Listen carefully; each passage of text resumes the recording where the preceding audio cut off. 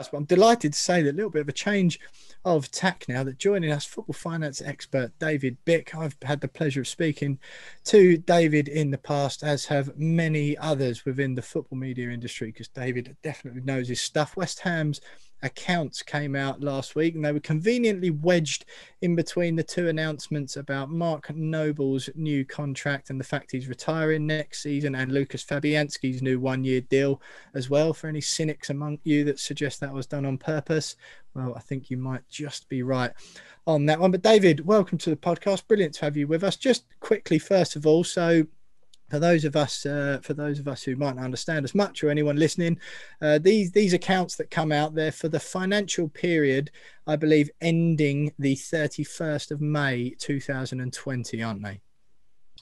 Yes, they are, and good to see you guys tonight. The first point I always make about these accounts is that they're already very dated by the time we get to see them.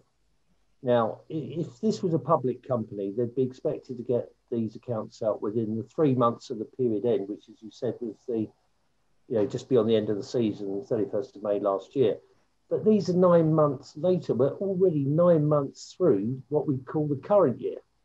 So with that caveat, the headline thoughts on this are turnover's down 27%. We had 3 months of pretty much of COVID in those numbers.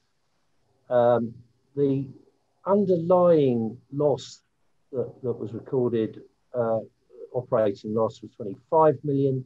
On top of that is £5 million in interest on the debt.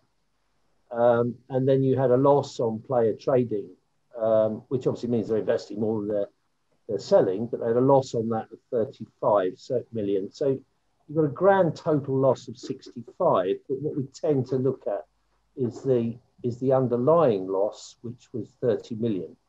Now, they are saying, and they don't provide hard evidence of this, but they're saying that the COVID impact on those numbers was a loss of about 38 million. So in other words, they're saying they would have made a small profit if we hadn't have had COVID. And actually, in a sense, what you'll be more interested in is, well, what about this year? Because these numbers are so dated.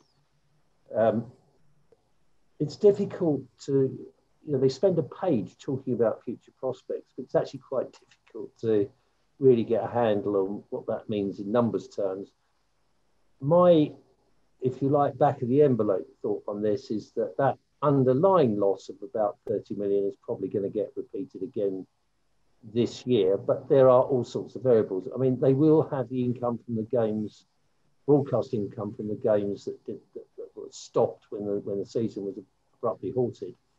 But obviously, there's still the continuing. You've got a full season impact, pretty much, of us, the fans, not being allowed into the stadium, and the knock-on effect with sponsors and commercial income. So,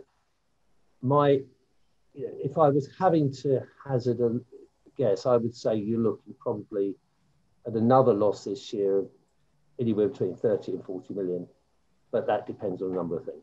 Right. So just to break the figures down, David, so the revenue figure recorded for that period up to the end of May 2020 was £140 million.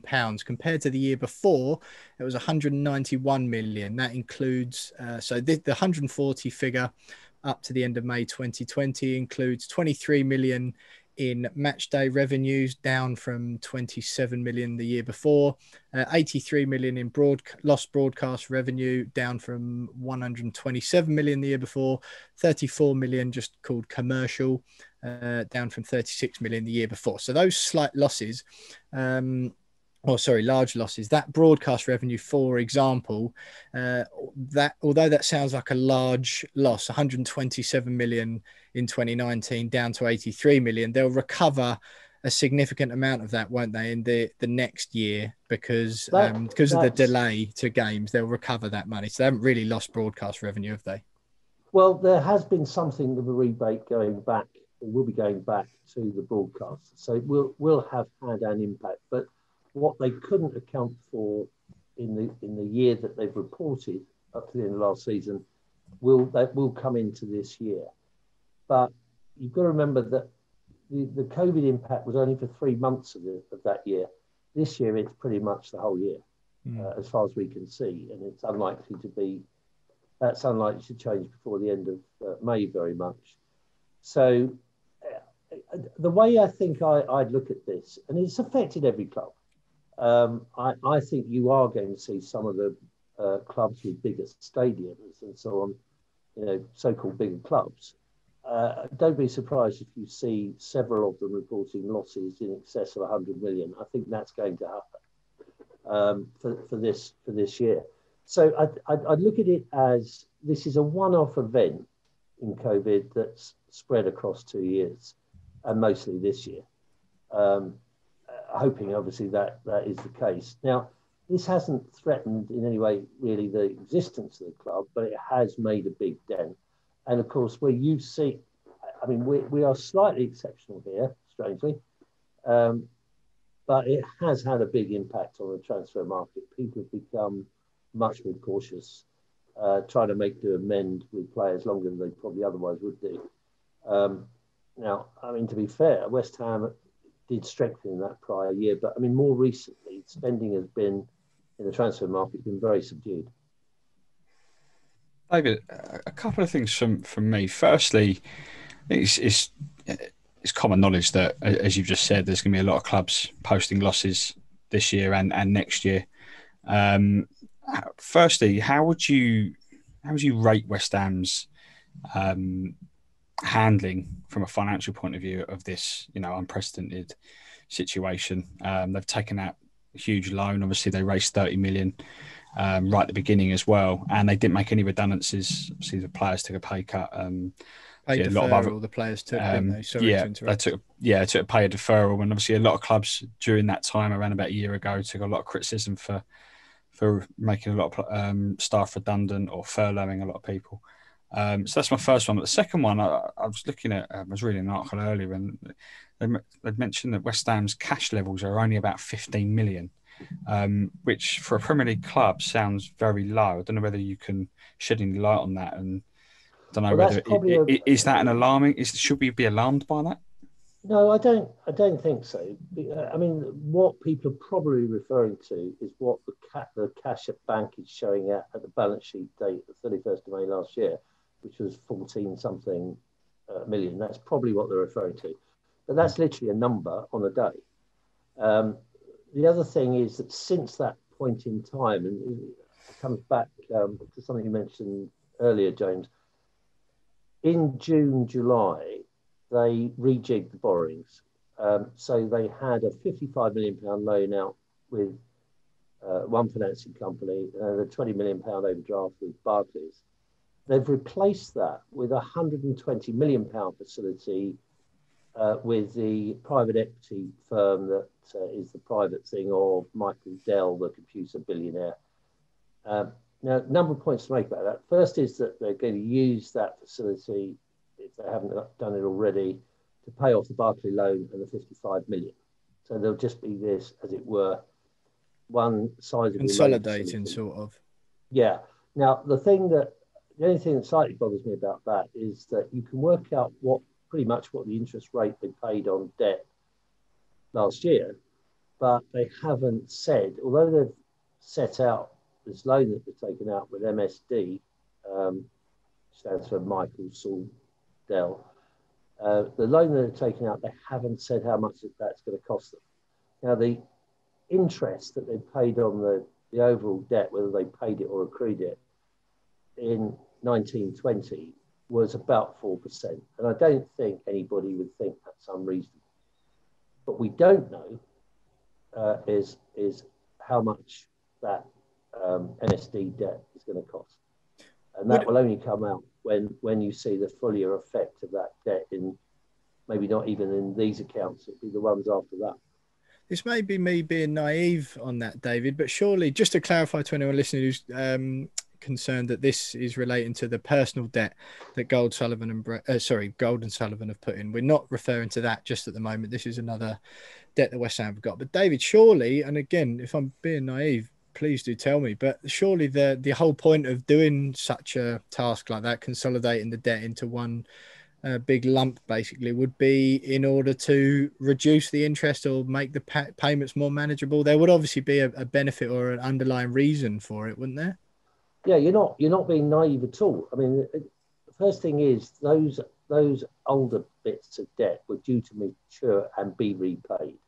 So part of this is they had to do something, either renew that debt or get debt from somewhere else. So some of it was, to an extent, needs must. And when the market knows that you're coming at them to raise debt because they know you've got maturing debt, that can affect the negotiation on what you pay for it. But as I say, we don't know what that is. I mean, there's possibly a perfectly legitimate reason for that. And going back to James's earlier point, have they managed it well or badly? I think I would say no better, no worse than most other clubs. I think they, I wouldn't go out of my way to criticise them for the way they've run the club financially in these circumstances. Now, the other thing that we need to take note of here is that at the time they raised that new debt back last June, July, they also put in £30 million by way of a rights issue, new shares in the company. The existing shareholders took that up. Now, it's feasible that the MSD in lending the facility of 120 million borrowing facility, it may be part of that they insisted that the shareholders put some money in as well. That's entirely feasible that happened, but it certainly happened at the same time. And I've got to say that in reality, you can see that David Sullivan, for example, owns 51% of West Ham. So he's obviously put in something like £15 million of his own money there. Now, the flip side of that is, again, coming back to something you were asking earlier, Will, about the interest. The £5 million interest bill includes about £2 million of accrued interest that hasn't been paid yet, that's owed to David Gold and David Sullivan. Also in last year, but near the beginning of it, so going back to August 2019, they were paid nearly £2 million in interest on old accrued interest on the debt. So in the year that they've reported, they physically paid nearly £2 million in interest to David Gold and David Sullivan combined, and they accrued last year another 1.9 million, 2 million that's got to be paid at some point. And also those shareholder loans have to be repaid in 3 years' time. Yeah, so but what they've done in the past is just continue to shift that date, isn't it? And that's why I think where the frustration comes from among fans is that I think the interest they accrue is accrued on a £40 million that they've personally lent of, like you said, shareholder loans, that Golden Sullivan's money has gone into the club, and they're charging a percentage. I can't remember it off the top of my head. I believe it's about 2.4%, which accrues them that £2 million. It's 4%. 4%, right? Excuse me. Yeah. So why is it? And what fans continue to ask is that and I'm sorry, Tom, I know you want to come in here and I've interrupted you twice, and it's a bit of a trademark of mine on this podcast. But this is what fans will continue to ask, David, with that money that Golden Sullivan have put in. First question is, why does it need to be there? I did an investigation through my professional life last season when the last season's accounts come out. They're the only club who've got an arrangement of this sort. So why is it that, for example, like Roman Abramovich does at Chelsea and several other Premier League owners have done, who've poured money into their own clubs, why is it that they don't write this money off, or this debt off, or convert it to shares, or basically that it's easy, or is it easy for them to basically stop taking £2 million extra out of the football club every year? Well, you hit, in a sense, the nail on the head. The straightforward answer to that is yes, it is easy. And you cited Abramovich. Now, what happens is quite common when new owners come in, buy clubs, that they put the money in, or a lot of the money in, as debt rather than as shares. And there's all sorts of advantages to doing that. But since then, a number of these club owners, like Abramovich, have converted it to shares. So that loan's no longer technically payable. The debt's not there anymore. It's a big boost to the club's finances. Now, that's up to David Gold, David Sullivan. Are they prepared to do that with what is in effect now £44 million of their own money? This has been the trend at other clubs, and it would be a big signal. I think from a fan's point of view, the two Davids would get a big tick in the box if they converted that to shares, because it's a big relief on the club's balance sheet. There's no doubt about that. Why do you think they don't, from a PR perspective? Sorry to interrupt you, but I don't understand why, because they continually say we don't take a salary, and then fans are clued up these days. It's not like the old days, perhaps where they knew less. Fans know, and they go, everyone, especially if it comes out on social media, goes, yeah, you don't take a salary in as much as, like, I might earn a pay slip from work and someone pays my PAYE, but you get £2 million back out of the club between you every year. Why do you think, from a PR perspective, they continue to do that? I think, who knows? It goes to motive, doesn't it? I mean,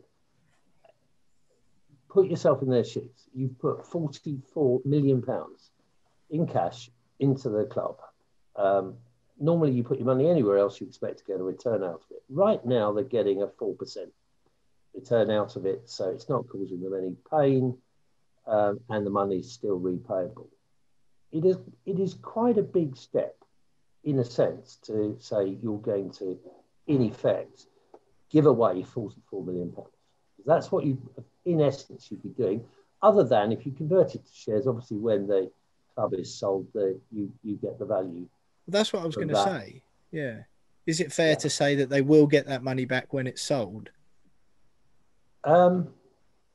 That ultimately depends on what price you get for the club. But right now, what you're asking them to do is say, forget the 44. We're in for that, lads. And hopefully we'll benefit from a sale price somewhere down the road. It's happened at a lot of other clubs.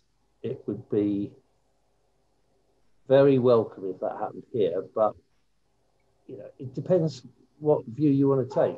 Is it reasonable to insist of someone that they give away £44 million? It's not entirely giving it away, but it's certainly saying that loan is no longer repayable. I think fans just argue that when you've got to think, how important is that money to them, and getting a return off it. Yeah, £2 million. Or why not do it as interest free and keep it as a debt, keep it as a loan if you want, and so and then keep it as interest free. David Sullivan's his net worth's in excess of £1 billion. David Gold's 450 in that region. I think I do think it's reasonable to expect for fans to ask. There isn't any need to do it, and I think it comes and I honestly think if they came with that line, the PR line of, look, if we put our money elsewhere, like exactly what you just said, we would earn an interest off of it. This is what we're doing. It's we're just protecting our money, blah blah blah, and just we're open like that. I think when it comes with, well, we don't take any salary out the club, as if like trying to perpetuate that line of we don't take anything out. That's what rubs people up the wrong way. As you said, Will, you're not going to pull the wool over people's eyes anymore. You have to disclose certain things in accounts. I'm not saying they intentionally do that, but it clearly isn't sensible from any perspective to go on about not taking a salary when you are taking nearly £2 million in cash out of it in a year from interest payments. So they'd be better, either if they're not going to do anything about this, then they're probably better off saying nothing about it. Mm. David, David. David, I'm just about to get my chance. I had to step in and before Will did again, mate. But no, the one thing which took my eye was the wages and how high they are when you compare it to our revenue. In the upcoming counts, I think we've signed a few more players and the wages are likely to go up again. Is that something the club and the fans should be worried about? Because they do seem abnormally high. Yeah, I think, Tom, it's a good point because they've actually pointed out what the wage to turnover to wage ratio would have been if we hadn't had COVID, and it would have been 73%. Now, years ago, and you're going to have to forgive me for this, I advised Manchester United, and they consistently um, ran the business so that the wage to turnover ratio was never much more than about 50%. Pretty healthy sort of percentage. Once it starts going up significantly above that, it is worrying. And certainly if it gets to 90, 100%, it is no doubt it's worrying. And what's worrying about it is what happens in the event of relegation. Because if clubs don't have relegation clauses in their contracts with the players, then that can be extremely painful. Your income's going to dip very sharply anyway. But to be fair to them, they have made it clear that it's as high as it is because of COVID. It would have been a lot lower. I still think if you were running the club yourself, you'd want to see that percentage lower than 73%. That's for sure. David, with the club fighting to get into Europe this year, and everyone knows about the financial package that comes with playing in Europe, and then you look at the accounts now and speculating what the accounts could look like in the next one in in a year's time. Would you say that now more than ever it's vital that West Ham get into Europe for that additional cash injection, given the state of the club's debt? The last time I took a really good look, James, at the two UEFA competitions, the reality is you don't really make much money in the Europa Cup, Europa League, unless you get to the final. Actually, just being practical about it, you can see Wolves' performance come off this season, I think in part because they had so many games last season with UEFA participation, so it can have a damaging effect on your league performance. So I'm not, from a purely financial standpoint, not a huge fan of that competition. In the Champions League, you're going to see uplift of anywhere, from £50 million, really almost just additional cash. You've got the cost of, you'll have additional player bonuses, and you'll have the cost of, taking the team to other places in Europe. But it's a big financial plus being in the Champions League, and for the so-called Big Six, being in that top four every year is almost a necessity. You have to take a view whether you think West Ham will get in the top four. I can't see that, but I don't. If it was going to be an every season event and the club became acclimatized to it, then obviously you've got the ambition to want them in it and up there. If it's a one-off thing, then watch out for the impact it has in the following season's league performance. Yeah, so that's that. Oh, sorry, just on that. So you'd say that even if we finish in the Europa League spot, which is probably more likely than Champions League, I think Champions League's a very, very slim chance, then it's not really going to affect the club's financial standpoint, for the next couple of years at least. Interesting. No, I think you really only earn serious money out of that if you win it. Yeah. Well, there you go. So what it does, it adds a big load to the game load, doesn't it? So 38 league games, and then I've lost count how many games you get in so many teams in it now. They're only now just down to the last 16 teams. It doesn't give you a big push at all. I mean, it won't do you much harm financially, but it's not. It's not lucrative. No, not really.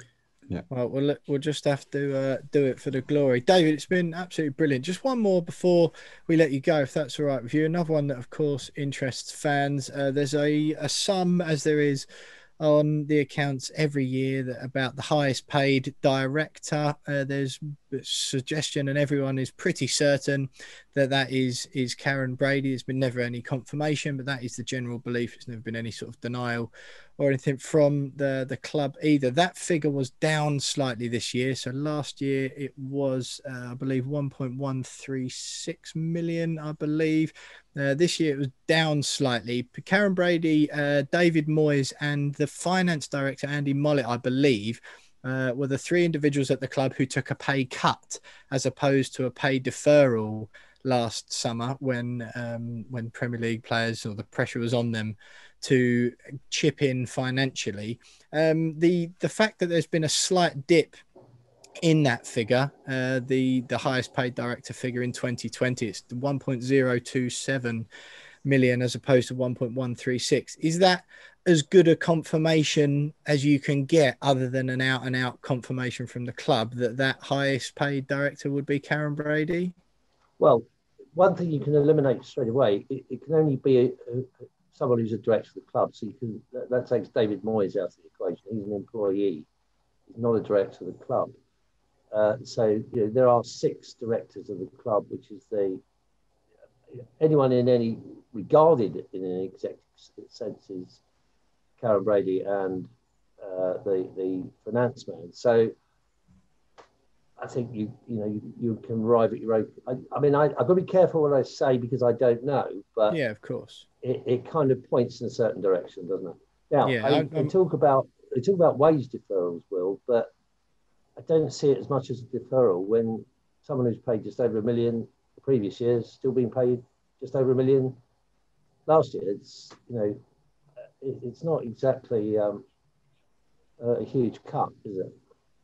Yeah, no, I just wondered if that was because I say the statement that came out of the club last year, alongside there was pressure being put on from several corners about what players were the board basically going to match what the players were being asked to do, which seemed fairly reasonable to most fans, me included in that one, to be honest. And when they put the statement out, the club went to great pains, understandably, because it's got to be commended that Karen and David Moyes and Andy Mollett, I believe, were the three who had taken a pay cut. It seemed a bit odd that they were the only ones taking an actual cut.